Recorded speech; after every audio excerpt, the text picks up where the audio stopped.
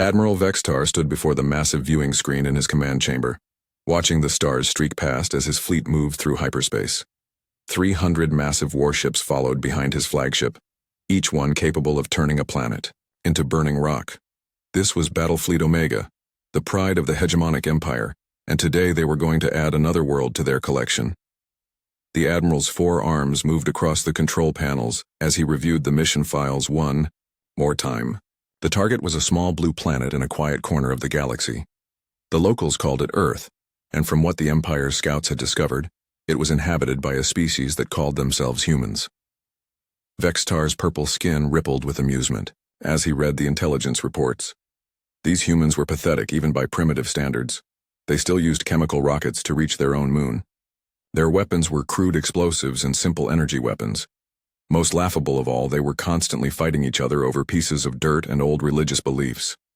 Typical aggressive primitives, he muttered to himself, using the official Empire classification for species like this. In his 1,000 years of service, Vextar had seen dozens of worlds just like Earth. The pattern was always the same: small creatures with big egos, thinking they were the center of the universe until the Empire showed them the truth. His communications officer, a thin creature with gray skin and too many eyes, approached his command platform. "Admiral, we have received final authorization from the Imperial Palace. Emperor Zixthal himself has approved the conquest." Vextar's chest swelled with pride. Direct authorization from the Emperor was rare. Usually, primitive worlds like Earth were handled by smaller fleets, maybe 50 ships at most. But the Emperor had decided to make an example of this system. Any species that saw what happened to Earth would think twice about developing space travel. The Admiral activated his personal log recorder. His voice boomed across the command deck as he spoke. "Imperial date 4847, Admiral Vextar recording.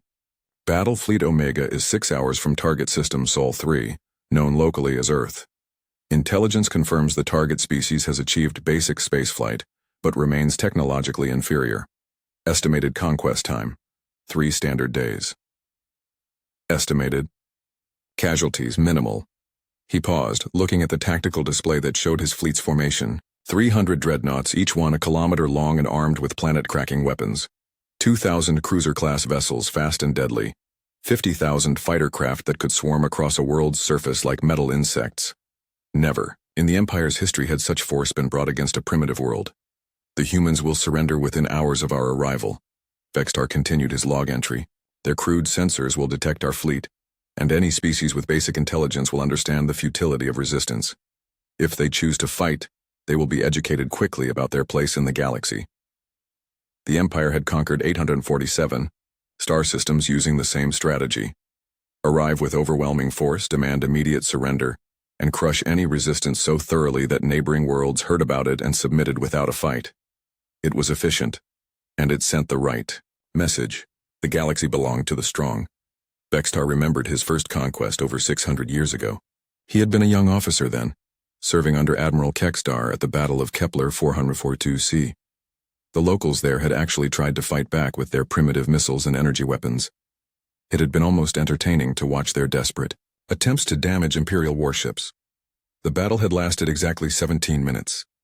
After that victory, young Vextar had been promoted quickly through the ranks. He had personally overseen the conquest of 43 worlds, each one adding to his reputation as a brilliant military commander. The Emperor himself had praised Vextar's efficiency in crushing primitive resistance movements. But this mission was different. This was not just another conquest, this was a demonstration. The Empire had been expanding rapidly over the past century, and some of the newer civilizations were getting ideas above their station. They were forming alliances, sharing technology, even talking about resistance movements. The conquest of Earth would remind the entire galaxy what happened to species that thought they could challenge Imperial authority. The tactical officer, a stocky creature with thick armor plating, approached the command platform. "Admiral, long-range sensors are detecting the target system. The third planet shows clear signs of industrial civilization." Vextar moved to the main display screen. The image showed a blue and green world covered with white clouds. Even from this distance, they could see the lights of cities on the night side of the planet. Primitive orbital satellites circled the world like tiny fireflies. "How quaint," Vextar said, his voice dripping with contempt. They have managed to put a few pieces of metal into orbit. I suppose that counts as an achievement for such a young species. The intelligence officer, a tall creature with multiple tentacles instead of arms, began reading from his reports. Admiral, our deep space monitors have been watching this system for 50 of their local years. The species has progressed from primitive aircraft to basic space travel in less than a century. This is actually quite fast for most species. Vextar's 4 eyes narrowed. Fast for primitives, perhaps, but they are still centuries behind any civilized species. Their fastest ships use chemical propulsion. Their weapons are barely more advanced than throwing rocks. What threat could they possibly pose to the Imperial fleet? The bridge crew laughed at their admiral's joke. Everyone knew that primitive species always followed the same pattern. First, they developed basic tools, then agriculture, then industry, then crewed spaceflight. It took most species thousands of years to progress from spaceflight to anything resembling a threat to the Empire. These humans had barely achieved the first step. As the fleet moved closer to Earth, Vexatar reviewed the standard conquest procedures. First, they would position the fleet around the planet, making sure every population center could see the Imperial warships. Then he would broadcast the surrender demand on all frequencies. Most species surrendered immediately when they saw the size of the fleet. If the humans were stupid enough to fight, the Empire would begin with a demonstration of power. Usually, destroying one of their cities from orbit was enough to convince them. If they still resisted, the fleet would systematically destroy military installations until the survivors came to their senses. Vextar had never encountered a primitive species that fought for more than a few days. They simply did not have the weapons or the will to face the Imperial war machine. Most surrendered before the fighting even began. The Admiral returned to his private quarters to prepare for the conquest ceremony. His dress uniform hung ready, decorated with medals from dozens of previous victories. Soon he would add another ribbon to his collection, the conquest of Sol 3, known as Earth. As he changed clothes, Vextar allowed himself a moment of satisfaction. This would probably be his final conquest before retirement. After this demonstration of Imperial power, he would return home to a hero's welcome. The Emperor would certainly promote him to Grand Admiral, and he would spend his remaining years training the next generation of Imperial officers. The intercom system crackled to life. Admiral, we are approaching the edge of the target system. All ships report ready for combat operations. Vextar smiled, showing rows of sharp teeth. Excellent. Begin final approach. Today the humans learn their place in the galaxy, and the entire galaxy learns what happens to those who forget the power of the Empire. Battle Fleet Omega moved toward Earth like a storm of metal and fire, ready to add another world to the Empire's collection. Admiral Vextar was confident this would be his easiest victory yet. Dr. Sarah Chen stood in the center of the Terran Defense Consortium's command center, watching data streams flow across dozens of floating displays. The room buzzed with quiet activity as her team monitored every corner of the solar system. To any outsider, it would look like a normal research facility, but Sarah knew better. This was the heart of humanity's greatest secret. She touched a control panel, and new information appeared on the main screen. 300 large ships, 2,000 medium ships, and 50,000 small craft were moving toward Earth at incredible speed. The alien fleet had been detected the moment they began their journey 3 months ago, but only now were they close enough for detailed analysis. Status report, Sarah said calmly, her voice carrying easily across the room despite speaking at normal volume. Dr. Marcus Webb, her deputy director, approached with a data tablet in his hands. The Zephyrian fleet is maintaining standard Imperial formation. Admiral Vexatar is commanding from the flagship Devastator. Our quantum analysis shows they're using conventional hyperspace drives, energy weapons, and kinetic shields. Sarah nodded, unsurprised. The hegemonic empire of Zephyria was powerful by galactic standards, but they were also predictable. Like most conquering civilizations, they had become comfortable with their superior technology. They had never encountered a species that developed faster than expected. Have we confirmed their intentions? Asked Dr. Lisa Park, the team's xenopsychology specialist. Standard conquest pattern, Marcus replied. They'll demand surrender, make a show of force, then begin orbital bombardment if we refuse. It's the same strategy they've used on 847 other worlds. Sarah felt a familiar sadness wash over her. The Empire's records were brutal reading. Billions of sentient beings had died simply because they lived on worlds the Empire wanted.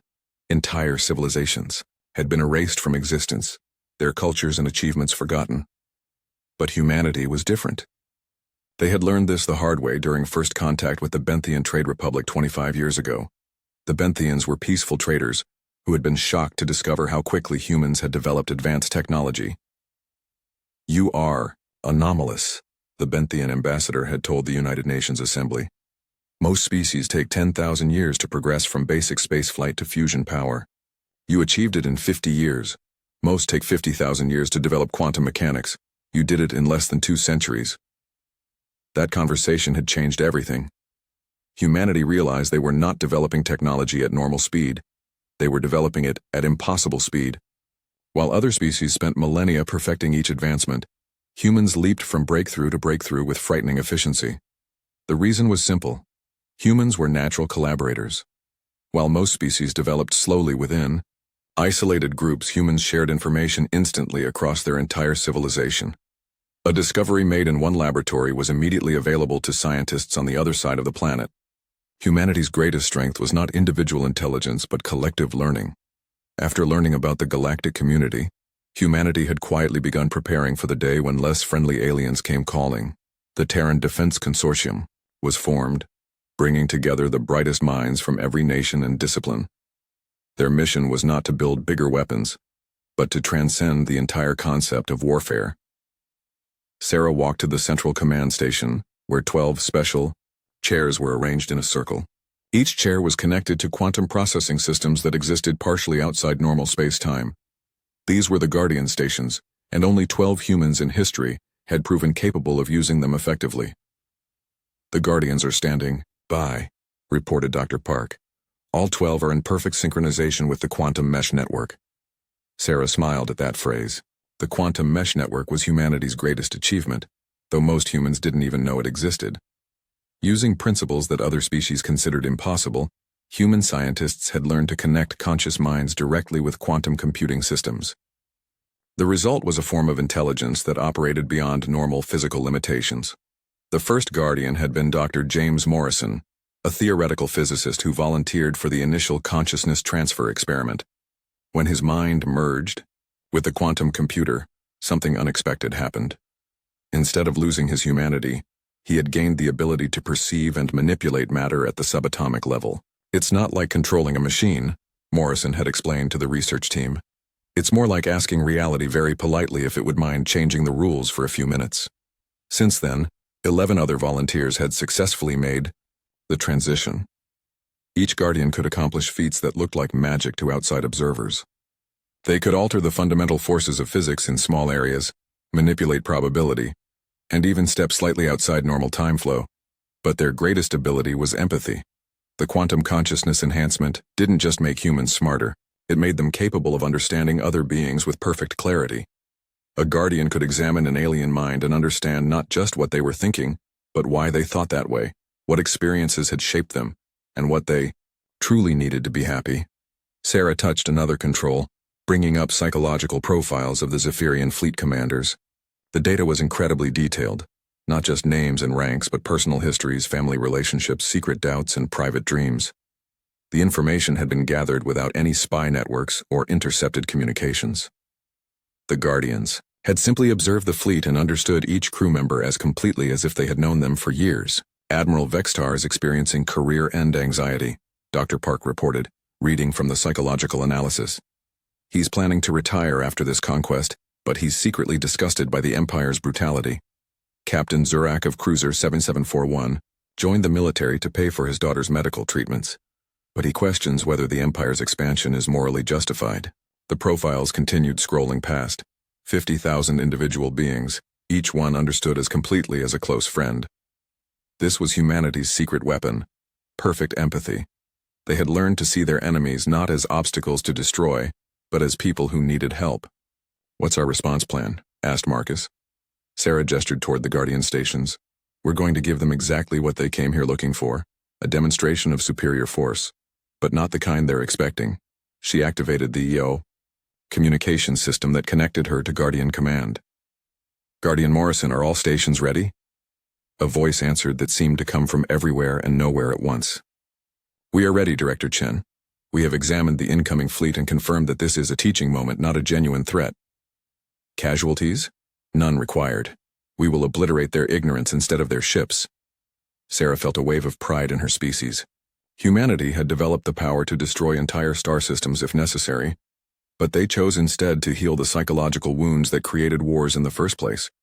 It was the most human response possible to an impossible situation. The SIB command center's main screen showed Earth as seen from space, a beautiful blue world covered in white clouds, with the lights of cities twinkling on the night side. Orbital research stations moved slowly across the sky, their solar panels glinting in the sunlight. To any observer, it looked like a peaceful, barely spacefaring civilization, but appearances could be deceiving. Hidden throughout the solar system were quantum sensor networks that could detect thoughts across light years. Buried beneath Earth's surface were manufacturing systems that could create matter from pure energy. Floating in seemingly empty space were defensive platforms that existed only when they chose to be detected. Most importantly, 12 human minds were connected to technologies that made the laws of physics more like gentle suggestions. Guardian Morrison, Sarah said, the fleet will arrive in approximately 6 hours. Please prepare the welcome. Understood. We will show them wonders. As the alien fleet approached Earth, confident in their overwhelming superiority, they had no idea they were about to encounter a species that had weaponized compassion itself. Admiral Vextar expected to find a primitive world ready for conquest. Instead, he would find teachers ready to transform his understanding of what civilization could become. Battlefleet Omega dropped out of hyperspace at the edge of the Sol system, with a thunderous roar that echoed across dimensional barriers. 300 massive dreadnoughts materialized first, their dark hulls bristling with weapons that could crack planets in half. Behind them came wave after wave of cruisers and destroyers, followed by clouds of fighter craft so dense they looked like metallic storms.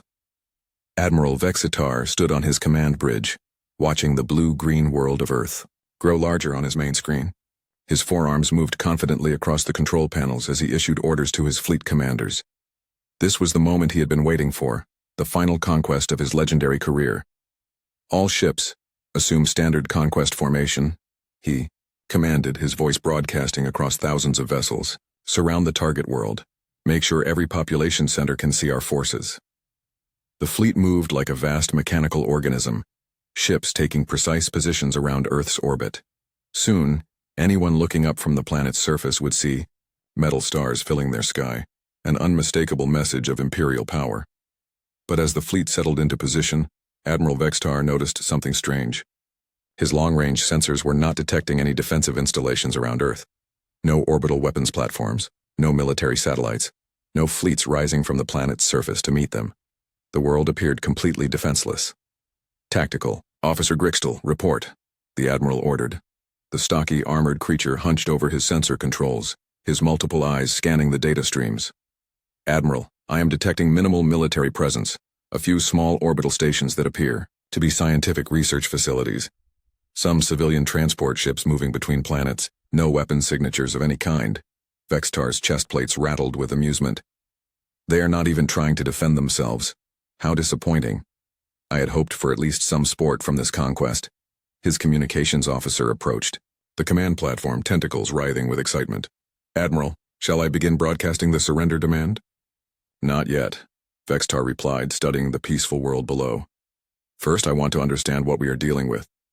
These humans achieved spaceflight remarkably quickly for a primitive species. Perhaps they are more cunning than our intelligence, reports suggested.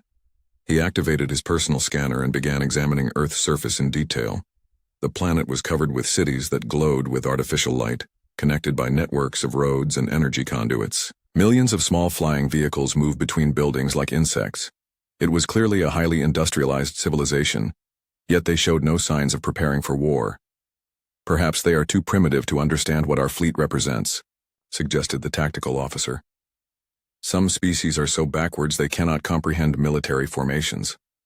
But Vextar was not convinced. In his 1,000 years of service, he had learned to be suspicious of enemies that seemed too easy to defeat. The intelligence reports had described humans as aggressive and territorial, constantly fighting wars among themselves. Such a species should have immediately recognized the threat posed by an Imperial battle fleet. Begin passive scanning of their communication networks, he ordered. I want to understand how they are reacting to our arrival, The intelligence officer's tentacles danced across his control surfaces as he intercepted human transmissions. After several minutes, he looked up in confusion. "Admiral, this is most unusual. The humans are definitely aware of our presence. Their governments are in emergency session, their military forces are on alert, and their news media is broadcasting constant updates about our fleet. Then why are they not preparing to fight or attempting to evacuate their cities? That is the strange part, sir. According to their communications, they are waiting for us to contact them. They appear to be treating our arrival as a diplomatic event." Vextar's four eyes narrowed dangerously. Diplomacy was not part of the Imperial conquest protocol. The Empire did not negotiate with primitives, they conquered them. "How naive," he growled. "They think they can talk their way out of conquest. Very well, we shall enlighten them about their situation." He gestured to the communications officer. "Open a channel to the planet, all frequencies. I want every human to hear this message." The officer's tentacles moved quickly across his controls. "Channel open, Admiral. You are broadcasting to the entire world." Admiral Vextar drew himself up to his full height, his uniform medals glinting in the bridge lights. When he spoke, his voice carried the authority of 1,000 years of Imperial. "Expansion. Primitive inhabitants of the third planet of the Sol system, I am Admiral Vextar of the hegemonic empire of Zephyria. Your world has been selected for integration into Imperial territory. You have 1 standard hour to surrender unconditionally. Submit now, and your deaths will be swift. Resist, and we will make your extinction last for generations." The message echoed across Earth's communication networks, reaching every radio, television, and computer terminal on the planet. Vextar waited for the usual response: panic, desperate pleas for mercy, or angry defiance followed by futile military preparations. Instead, something completely unexpected happened. A single voice responded, speaking clearly and calmly across the same frequencies that carried his ultimatum. The voice belonged to a human female, and she seemed to be speaking from the planet's surface without any apparent technology. "Thank you for traveling so far to reach us, Admiral Vextar. We have been waiting for your arrival. We know exactly why you are here, and we are prepared to discuss terms." The Admiral stared at his communications officer in shock. "How is she broadcasting without equipment, and how does she know my name?" Before anyone could answer, the human voice continued. "We also know about your 847 previous conquests, your standard tactical procedures, and your personal concerns about this being your final mission before retirement. We know that despite your reputation for military excellence, you have been questioning the Empire's methods for quite some time." A chill ran down Vextar's spine. This information was classified at the highest levels of Imperial security. Even most of his own officers did not know about his private doubts regarding Imperial expansion policies. "Impossible," he whispered. "Our intelligence networks are impenetrable." The human woman's voice carried a note of gentle amusement. "Admiral, we did not break your codes or intercept your communications. We simply observed your fleet and understood what we saw. You are not as hard to read as you might think." Vextar's anger flared. "You mistake our patience for weakness, creature. We offer no terms. Submit or die." "We understand your position," the human replied calmly. "You have your orders from Emperor Zixthul, and you have a reputation to maintain. But before you proceed with your standard demonstration of Imperial power, we would like to show you something. Your pathetic weapons hold no interest for me." "Not weapons, Admiral. Understanding." The human woman appeared on his main view screen, and Vextar was surprised by what he saw. She was sitting in what appeared to be a garden, surrounded by flowering plants and small trees. She looked completely relaxed, as if she were having a casual conversation with an old friend, rather than facing the most powerful military force in galactic history. "My name is Dr. Sarah Chen," the woman said. "I am director of the Terran Defense Consortium. I know this is difficult for you to accept, but we have been studying your empire for many months. We know about your conquest methods, your military, doctrine, and most importantly, we know about the people who serve in your fleet." As she spoke, information began appearing on the Admiral's tactical displays. Personnel files for every ship in his fleet scrolled past, not just names and ranks, but detailed psychological profiles showing personal histories, family relationships, and private thoughts. Captain Zurak, of Cruiser 7741, who joined the Imperial Navy to pay for his daughter's medical treatments, but secretly doubts the morality of conquest. Commander Fexty of Dreadnought 12, who has been suffering nightmares about the civilian casualties at Kepler 442c. Ensign Voltar of Fighter Wing 23, who dreams of becoming an artist but was conscripted into military service. Thousands of profiles continued streaming past, each one showing intimate details about crew members that should have been impossible for humans to know. But what disturbed Vextar most was the tone of the profiles. Instead of treating his people as enemies to be defeated, the humans described them as individuals deserving of understanding and compassion. How could you possibly know these things? Vextar demanded. Dr. Chen smiled sadly. Because we have learned to see you as people, Admiral. Not obstacles or enemies, but living beings with hopes and fears and dreams.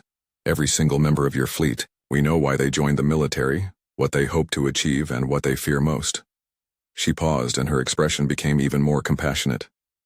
And Admiral, we know that you have been questioning the Empire's methods for quite some time. We know about your secret communications with resistance movements, and we know about your plan to defect after this mission to warn other worlds about incoming Imperial invasions. Vextar's hands trembled as his most private thoughts appeared on his own command screens. Admiral Vextar's hands shook as he stared at his private thoughts displayed on the command screens for all his bridge crew to see. His secret plans, his hidden doubts, his growing disgust with the Empire's brutality. Everything was laid bare. But anger quickly replaced his shock. No primitive species could possess this kind of intelligence capability. This is some kind of trick, he snarled, his forearms moving to the weapons controls. An elaborate deception designed to prevent us from carrying out our mission. Dr. Chen's image on the view screen nodded understandingly. We know this is difficult to accept, Admiral. Your entire worldview is being challenged. But we are not trying to deceive you. We are trying to educate you. I have had enough of your games, Vextar roared. All ships, prepare for demonstration. Bombardment. Target the planet's largest moon. Full power. His weapons officer, a heavily muscled creature with thick armor plating, bent over his targeting controls. Admiral, Dreadnought Annihilator reports main cannon charging. Planet-cracking weapon will be ready to fire in 60 seconds. Vextar turned back to the view screen where Dr. Chen still sat peacefully in her garden. You wanted to see Imperial. Power. Human.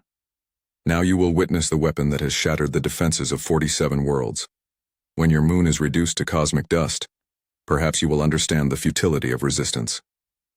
Dr. Chen's expression remained calm, but there was a note of genuine concern in her voice. Admiral, we really do not recommend that course of action. Your recommendations are irrelevant, primitive. The weapons officer looked up from his controls. Main cannon fully charged and locked onto target, ready to fire on your command, Admiral. Vextar allowed himself a moment of satisfaction. This was how all his conquests ended, with a devastating display of Imperial firepower that broke the enemy's will to resist. The destruction of Earth's moon would be visible from the planet's surface, leaving no doubt about the fleet's capabilities. Fire, he commanded. The Dreadnought Annihilator unleashed its full power. The weapon that had cracked the crusts of dozens of worlds sent a beam of pure energy racing toward Earth's moon. The blast was so intense that nearby stars seemed dim by comparison. And then something impossible happened. The energy beam simply stopped existing, not blocked by shields, not deflected by defensive systems. It ceased to exist 3 kilometers from the Dreadnought's main cannon, as if the universe had suddenly forgotten how energy weapons worked. What happened? Vextar stammered, staring at his tactical displays in disbelief. His weapons officer frantically checked his instruments. Sir, the cannon fired successfully. Full power discharge confirmed, but the energy stream terminated exactly 3,000 meters from our hull. Systems malfunction? No, sir. All weapon systems show green across the board. The cannon is ready to fire again. Before Vextar could process this impossibility, every weapon system on every ship in his fleet simultaneously powered down. Not disabled by some external attack.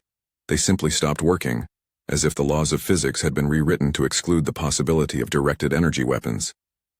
Across Battlefleet Omega, panicked reports flooded the communication channels. Dreadnought commanders reported that their planet-cracking cannons would not charge. Cruiser captains found their missile systems completely non-responsive. Fighter pilots discovered that their energy weapons had become as useful as children's toys. Admiral, his communications officer called out, tentacles writhing in distress. We are receiving reports from all ships. Every weapon system in the fleet has gone offline simultaneously. Dr. Chen's voice reached them again, carrying a note of gentle regret.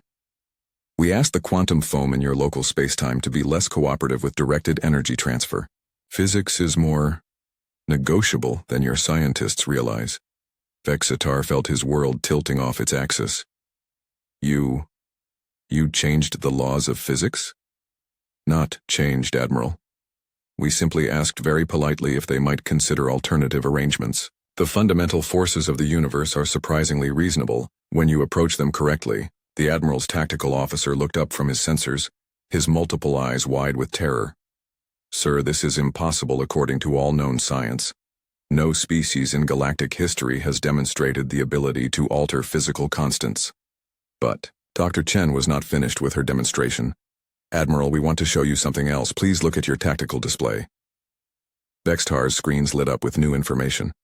Every ship in his fleet was outlined in soft blue light, and beside each vessel appeared detailed psychological profiles of every single crew member, not just names and ranks but complete life histories, their childhoods, their families, their dreams, their fears, their reasons for joining the Imperial military. Captain Zurak on Cruiser 7741 had joined the fleet to pay for his sick daughter's medical treatments, but he had been having nightmares about the civilians killed in his previous battles. Commander Fexty on Dreadnought 12 had grown up on a conquered world, and still remembered watching her parents die during the Imperial bombardment. She served the Empire now, but she hated every moment of it. The profiles continued streaming, past 50,000 individual crew members, each one revealed as a complete person with hopes and dreams and fears. But what shocked Vexitar most was not the impossible accuracy of the information. It was the tone in which it was presented. Instead of treating his people as enemies to be defeated, the humans described each crew member with genuine compassion and understanding. They saw past the military uniforms and Imperial training to recognize the individuals underneath. They understood why each person had joined the military, what they hoped to achieve, and what they regretted about their service. This is impossible, Vexitar whispered. How could you know? Because we have learned to see you as people, Admiral, Dr. Chen replied. Not obstacles or threats, but living beings deserving of understanding. We know all of them, their names, their stories, their private doubts about serving an empire. Built on conquest, she gestured, and new information appeared on Vexitar's screens. Ensign Voltar in Fighter Wing 23 was conscripted from art school. He dreams of painting landscapes instead of destroying worlds.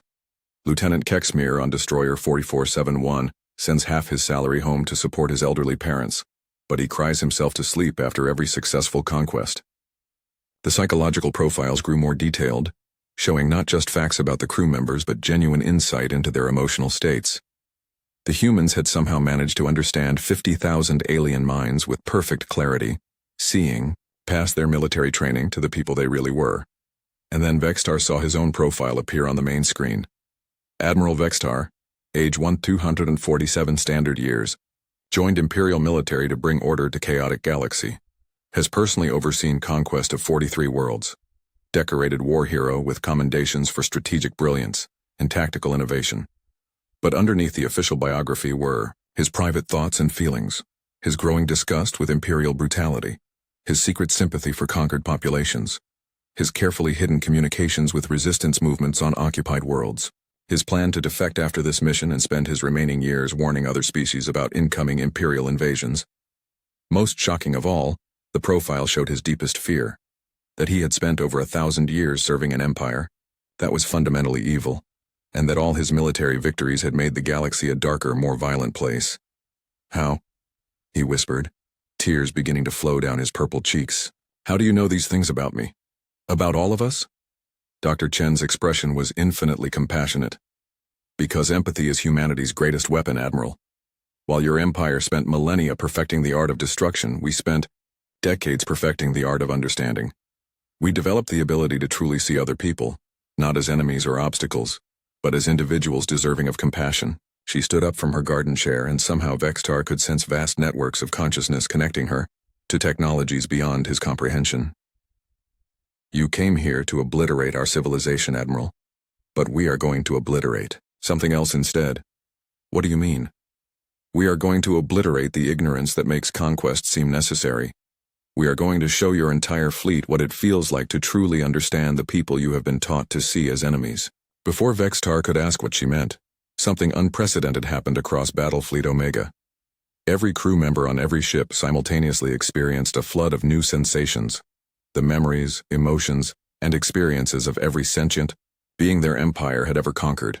But this was not punishment or torture. It was education. They felt the terror of families torn apart by Imperial bombardments. They experienced the grief of parents watching their children die in conquest wars. They understood the desperation of entire civilizations facing extinction. But most importantly, they felt the capacity for love, creativity, and wisdom that had been destroyed when those civilizations fell to Imperial forces. They experienced the art that would never be created, the scientific discoveries that would never be made, the stories that would never be told. The transformation began slowly, then swept across Battlefleet Omega like a wave of awakening consciousness.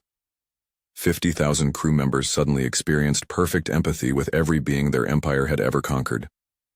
They felt not just the pain and terror of Imperial conquest, but the full humanity of those who had died. Admiral Vextar collapsed into his command chair as memories flooded his mind. He experienced the last moments of Commander Yixtel of the Kepler Defense Force, who had died protecting a school full of children during Vextar's first conquest 600 years ago. He felt the desperation of Dr. Melandra, a scientist on Proxima 7 who had been working on a cure for a genetic disease when Imperial bombardment destroyed her laboratory and killed millions of her people. But it was not just death and destruction that filled his awareness. Vextar experienced the love that Yixtel felt for her own children, safely evacuated before the battle began. He understood the joy that Dr. Melandra experienced when her research showed promise for saving countless lives. He felt the hopes, dreams, and infinite potential of billions of beings whose stories had been cut short by Imperial conquest. Across the fleet, similar revelations were taking place. Captain Zurak wept as he experienced the memories of a father on Vega 3 who had died trying to protect his family from Imperial forces. Commander Fexti finally understood why her parents had chosen to resist the Empire, even though they knew it meant certain death. Ensign Voltar felt the creative spirit of an alien artist whose paintings had been destroyed along with her entire civilization. The psychological impact was overwhelming, but it was not intended as punishment. Through the flood of memories and emotions, the crew members also experienced something else: forgiveness. The conquered peoples, speaking through humanity's quantum consciousness network, offered understanding and compassion even to their destroyers. "We know why you did what you did," came the voices of the dead flowing through the minds of their killers. "You believed you were bringing order to chaos. You thought conquest was necessary for civilization. We forgive you because we understand that you were victims of the same system that destroyed us." Admiral Vexitar sobbed as he felt the forgiveness of Commander Yixtel, the woman he had killed in his first battle. She had died cursing his name, but now her spirit offered him understanding and hope for redemption. This is impossible," he whispered, but even as he spoke, he knew it was real. The empathy flowing through his consciousness was too complete, too perfect to be any kind of illusion or deception. Dr. Chen's voice reached him through the chaos of revelation, calm and compassionate. "Nothing is impossible, Admiral. You came here expecting to obliterate our civilization with superior firepower. Instead, we have obliterated the ignorance that made you believe conquest was necessary." On screens throughout the fleet, the faces of the conquered dead appeared, not as accusations but as teachers. They shared their stories, their wisdom, their understanding of what civilization could become when built on cooperation instead of domination. "Your empire has spent 1,000 years perfecting the art of destruction," Dr. Chen continued. "Humanity spent 50 years perfecting the art of understanding. We learned that the greatest weapon against violence is not greater violence but perfect empathy." Vexitar looked around his command bridge and saw his officers experiencing their own revelations. His weapons officer, the heavily armored creature who had fired on Earth's moon, was staring at his hands in horror as he understood the true cost of every weapon he had ever discharged. His communications officer wept as alien voices forgave him for transmitting surrender demands to peaceful worlds. What do you want from us?" Vexitar managed to ask through his tears. "We want you to go home, Admiral," Dr. Chen replied, her voice infinitely kind. "All of you. We want you to tell the Empire what you have learned here. We want you to explain to Emperor Zixthul and the Imperial Council that there are better ways to bring order to the galaxy than conquest and destruction. And if they refuse to listen?" Dr. Chen's expression became more serious, though still compassionate. "Then we will have to visit them ourselves. And Admiral, our ships are much faster than yours." As if to demonstrate this point, a small craft appeared beside Vextar's flagship. The Admiral's sensors had not detected its approach until it chose to reveal itself. The vessel moved through space like it was swimming through water, rather than fighting against the laws of physics. You see, Admiral, you did not bring a fleet to conquer humanity. You brought 50,000 future ambassadors to transform your empire. We do not obliterate enemies. We obliterate the conditions that create enemies in the first place. Across Battlefleet Omega, a remarkable transformation was taking place. Crew members who had spent their lives following orders without question were now thinking for themselves. Soldiers who had seen other species as inferior primitives were recognizing them as equals deserving of respect. Officers who had built careers on conquest were discovering the possibility of building civilizations through cooperation. The change was not forced upon them. Instead, the humans had simply provided perfect information and allowed the Zephyrians to reach their own conclusions. When someone truly understands the full consequences of their actions, and when they feel genuine empathy for those affected, by their choices they naturally choose compassion over cruelty. Commander Fexty was the first to act on her new understanding. She opened a communication channel to all ships in the fleet. This is Commander Fexty of Dreadnought 12. I am formally requesting permission to contact the families of all beings who died during our conquest of Proxima 7. I want to personally apologize for my role in their deaths, and ask what we can do to make amends. Her request was echoed across the fleet. Captains who had spent centuries destroying civilizations now wanted to contact survivors and offer assistance. Soldiers who had followed orders without question were demanding to know the true cost of Imperial expansion. The entire military hierarchy that held the Empire together was dissolving as individual conscience replaced blind obedience. Admiral Vextar watched this transformation with wonder and terror. In the space of minutes, his mighty conquest fleet had become a group of traumatized individuals desperate to undo the harm they had caused. But instead of feeling defeated, he felt liberated. "Dr. Chen," he said, his voice steady for the first time since the demonstration began. "I formally surrender Battlefleet Omega to your authority. We place ourselves at your mercy and request guidance on how we can begin to repair the damage we have caused." Dr. Chen smiled, and somehow that smile seemed to warm every ship in the fleet. "Admiral, mercy is not ours to give or withhold. It belongs to those you have wronged, and they have already offered it freely. As for guidance, we can teach you what we have learned, that the strongest civilizations are built not on conquest but on the willing cooperation of free peoples." She gestured, and new images appeared on the fleet's screens. Instead of battle plans and targeting data, they showed something the Zephyrians had never seen before. Worlds that had joined the galactic community voluntarily, civilizations that had grown stronger through trade and cultural exchange rather than conquest. "This is what the galaxy could become," Dr. Chen explained. "Not an empire built on fear and domination, but a community built on mutual respect and shared prosperity. Your people have the knowledge and resources to help build this future, if you choose to do so." The transformation of Battlefleet Omega was complete. What had arrived as the Empire's most powerful military force was leaving as a convoy of converted ambassadors, carrying a message of hope and redemption back to their home worlds. But the most remarkable change was in Admiral Vextar himself. The warrior who had conquered 43 worlds now understood that his greatest victory would be convincing his own people to abandon conquest in favor of cooperation.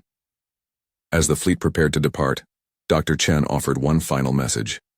"Remember, Admiral, that consciousness can evolve. What you were yesterday does not determine what you can become tomorrow. The galaxy is vast enough for all of us to grow together." Admiral Vextar, now Ambassador Vextar, smiled through his tears as he gave the order to return home. Behind them, Earth continued its quiet orbit around a small yellow star, its inhabitants having just prevented a war by teaching their enemies how to love. The stars themselves seemed brighter now, knowing that somewhere in the galaxy, 50,000 minds had been opened to the possibility that the universe was big enough for everyone to thrive. Humanity's greatest victory was not defeating an enemy fleet. It was proving that enemies were just friends who had not yet been properly understood. The obliteration was complete. Where once there had been ignorance, now there was wisdom. Where once there had been hatred, now there was hope. And in a small, blue world in an unremarkable spiral arm, a species that had learned to weaponize compassion, tended their gardens and waited to welcome the next visitors to their corner of the galaxy.